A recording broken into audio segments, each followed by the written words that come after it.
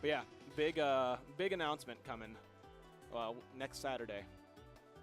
Clench your assholes. Prepare thine anuses. It's time for something big, large, huge. Humongous. Clench it. Do it. Are you clenching? Mailbox open or closed? All right. Yeah. Game 1 going to Rock Wall. Cake, you wish it was Cold Snap too. It's something bigger, better. It's insane. No spoilers though. Prepare to have your mind blown. It's gonna be sick. Anyway, going into game 1 here, going to Rock Wall. Pretty Orcane favorite stage, I'd say, in this matchup. Okay. Just because you don't really, like, he doesn't really have to deal with, like, having to recover much. You know, you get the close side blast zones. Similar with, like, Forsburn, it's like, Forsburn doesn't really have to recover much on this stage, so, like, it's great for him against Clairen because Clairen just wins the matchup by edge guarding. I think it's an even matchup, but, like, that's how she wins, if you know what I mean, if you feel. Right. But, yeah, similar, Orcane has trouble, you know, getting back to stage a lot of times against Clairen, and then a lot of the confirms that she does work really well, too. So it's like you either knock him off stage and he has to recover, or he gets really scared of going off stage, and then you start getting these confirms. And if he's not afraid to go off stage, then, yeah. So, yeah. I think Orcane wins on this stage. But that's just me. I can imagine when... Not necessarily wins, but is more favored here. Right. I can imagine when Clairen gets off stage, too, like, Puddle F Smash is just that much more scary. Oh, yeah. Super scary. Like, Puddle F Smash is a nasty tool against Clairen because it actually can reach past the first hit of up special. So, like, it's pretty gross, especially because, like, those platforms are really far inward to the stage, so it's harder for her to get to them as a mix-up. And, yeah, you get hit by Puddle F Strong on this stage, and you're going to die at, like, what, 70, 80? Yeah. Something like that? Easy. Ooh. But with all that, Dinos is living. Has about a stock lead right now. Yeah. Has found a couple early kills. Breadstick missed tech on the second one. I forget what happened on the first. But down air at the ledge, no tech from Bread, and quick stock at like 70%. Orcane is one of the characters. I think Orcane dies the fastest out of any character in the game off the bottom. Really? Yeah. He has the lowest drift, like highest air friction, I guess, is the best way to put it. Highest air friction, and then also he dies off the bottom faster. I don't know if it's the fastest, but it's up there. Huh. Yeah. Okay. Craig's up there too with it. Good to know. Yep. Bubbles at the ledge. Dino's just kind of dancing around him. Not really feeling the Aster too much, but a frame 7 on Puddle will kill with bad DI. And this is Breadstick's time to shine. One Orcane combo to get the Clairen off stage and do some bubble shenanigans. Could do it, but The eating that wait tipper, yeah. after that forward air, just waited for Breadstick to parry. And just got him with that. Yeah, he down knew, smash. man. He knew. And good recovery from Bread, refreshing his resources and recovering high. Oh, yeah, absolutely. It's really hard for Orcane to find the way around him, but Breadstick is one of the best in terms of just recovery with the characters he plays. Like, it's like D-Brick than him in terms of like being able to recover as Orcane. Just does a lot of unique things. Those bubbles right there could have got parried. I know Breadstick was kind of defending him, but that's kind of the mind game too. He could have ran up and down tilted. So if Breadstick was going to try to defend the bubbles, like he gets hit by a Dino down tilt. But that'll kill it. Yeah, that was good. Bread started pressuring ledge more because I think in the previous stocks he was just kind of bubbling and then not really like swinging because Dinos just kept like air dodging and then like dropping to the ledge and just, you know, not rushing it. But I don't think Bread was really abusing that disadvantage state because Dinos wasn't really having much success getting the down B either, the force field out. So went there, but unfortunately got caught out with that side B. Yeah, but Breadstick did make a pretty big comeback after being down. Like, he definitely turned up, yeah. Yeah, he was down 3 stocks to 1 with pretty mild percent and brought it back to last hit. So yeah, if anything, like you can take that away as Breadstick. You didn't win the game, but you slowed down the momentum and you made him scared. And bringing that into the next game on a bigger stage where Clairen has to, you know, just be a little bit more careful, a little bit more patient. Maybe feel the Aster a little bit there. Just like be afraid and slow down the game. Yeah. And it's working out right now for Breadstick. Yeah. Rubbles, no. Goes for the forward strong. No Puddle. Puddle may have killed. No. Oh. Oh my god. Frame 7 down strong would have been a better choice for on that jab check with the neutral special, because you can punish it. It's just you got to be a faster move. Oh, that could have been an up strong maybe. Oh, with a little bit of charge, but wow, that DI. Down strong is really dumb from Clairen. It's one of those moves that like it's not really clear sometimes exactly where it's going to send you. And so like bad DI on that's not even like, oh my god, you're bad. It's just it happens. Like it's a dumb move sometimes. Like sometimes I'll throw it out on a tech chase, not knowing which side they're gonna get sent to on purpose, because if I don't know, they don't know. It's like, hello?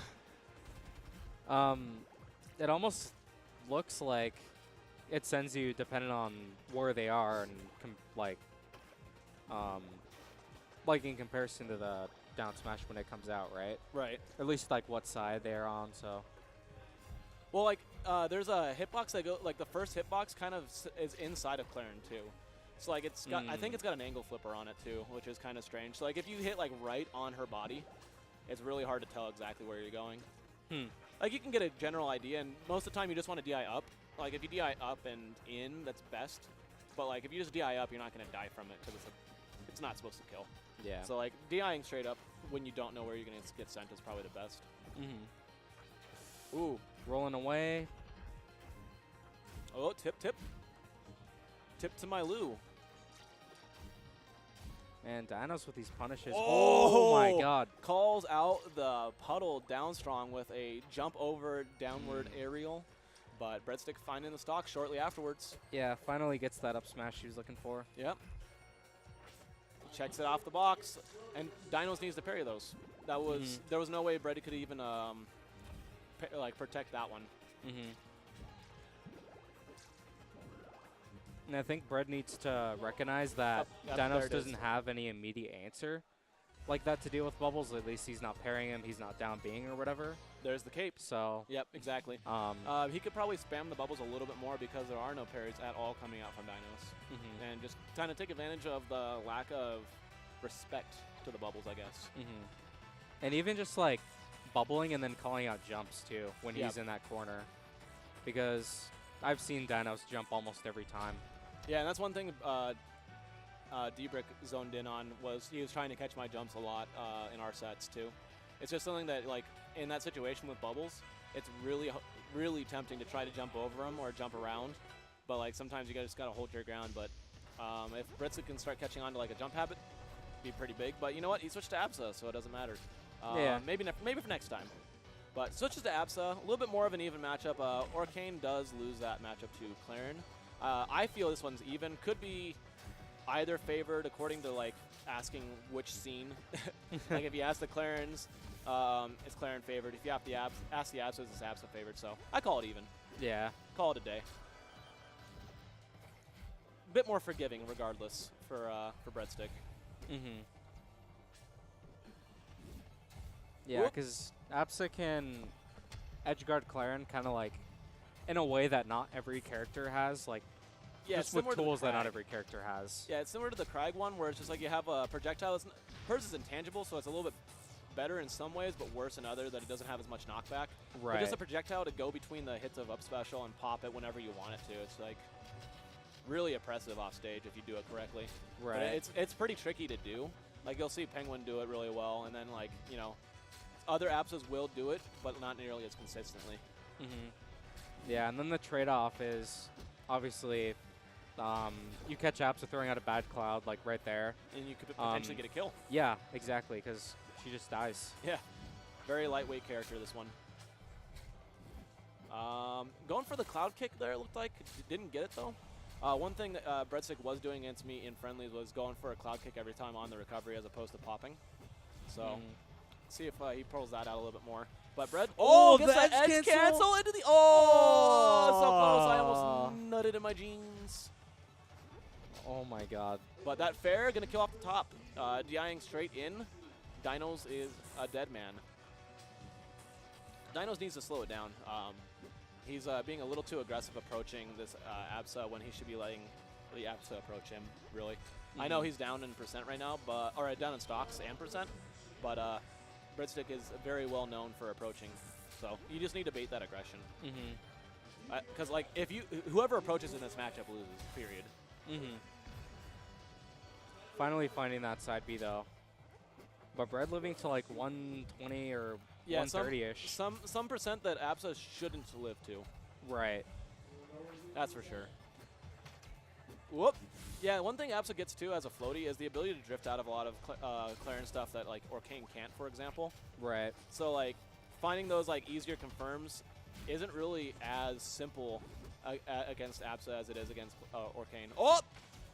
So close. He actually turned around, and I don't know if this is true. I'd have to look at the hitbox, but I think if you turn around, the hitboxes go slightly further forward in front of Clairen for the up strong.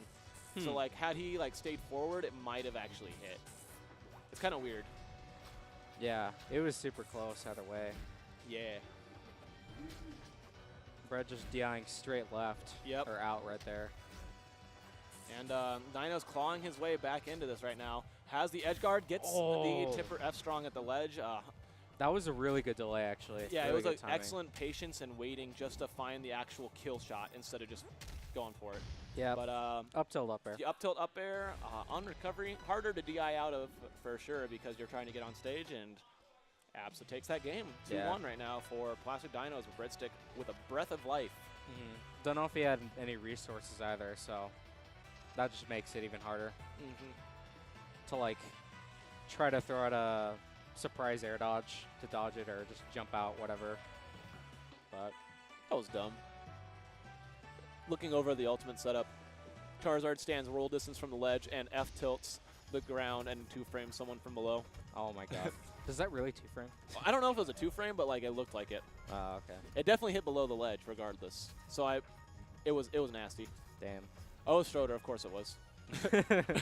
It's like a fucking course it was. So treetop. Yeah, this is a great stage to keep a campy Absa close to you. But if the Absa is being a little bit more aggro, it can actually kind of play into their game plan a little bit. I remember specifically at Cold Snap, I was playing against Stein Dude, and I was smoke camping him, and he did not like me smoke camping him. So he brought me here, and knowing his playstyle, I just kind of smiled because I was like, now you're going to have to approach because you're playing back. And it gets really nasty really fast if you're trying to play campy on this stage. And just like that, we have a quick stock from Dinos, keeping a Breadstick close. Yeah, still really healthy first stock. Yeah, kind of the opposite of what I expected, honestly, because like Breadstick being the little bit more aggressive Absa in this matchup, you'd think would actually like the stage a lot. Get the stage control, get a stock. Not going to get the up air kill, though, because the high ceiling. Maybe that's why he chose it. Pretty good choice. Oh, my God, the double hit. Wow. Hello. Thunderline into Cloud Pop. Why does it have 2 hits? I think Dinos also Gets likes the Cloud Kick. Or I guess doesn't mind this stage either because he uses ledge boosts a lot. Yes, like he does. Really, really good and very, very well. So he has the ability to just kind of like always play in your face, even though he's not like an aggressive player. Like he's really good at controlling the space, I think. Oh, good recovery, but not enough to smoke out the tricky Clairen forward air. One thing, as you were talking, we were seeing Breadstick doing, you're seeing it right here. He's setting up the Cloud at a spot where he can get the kick, not necessarily the pop. He wants to come at from a distance further out than the second swing can hit, and just hit a Cloud kick as opposed to a Cloud pop. That's just what Breadstick is finding success in. And he hit like 4 in a row on that last edge guard, but not finding the stock quite yet. Clairen proving to be a little tricky to kill, I guess, huh? Yeah, not DIing finding up in that top parry last right zone. there. Yeah. Oh, I like the delay of the up air right there to catch that roll to the right. yeah, that was good. Oh, almost gets him. He almost died. Dinos did. Yeah, Dinos almost exploded. It wasn't just died. He's at 158. Yep. He was going to just never come back. Yep. The set would have been over. But yeah, Dino's doing a great job of playing with this lead and just tacking up this percent here and there. Not going for anything too overly committal, but finding his openings to build percent. Really good. Oh, yeah, he's been calling out, like dash attack's really good for calling out a cloud throw, especially grounded, because you just pop in there. Oh my god, dash attack's right into the down strong though, so that's not what you want if you're Clairen. It is what you want if you're Absa though. Yep. Oh, goes for the... Oh, man. Oh. All right, so that's not okay. Yeah, it's dumb. I've talked about it with... Yes, exactly. He was in hit stun, so he doesn't get into parry stun. It's dumb. Like, Edalus gets a lot out of it too, but like, legit, you parried that, he's off stage, he should have died. I don't care if like he was helpless there because he threw out a bad down B. I'm going to send that to Dan. I think he jumped like the very next frame or something too. Like, you just... It was very close to not working. So yeah, Breadstick having a new lease on life after that and using it to his advantage right here.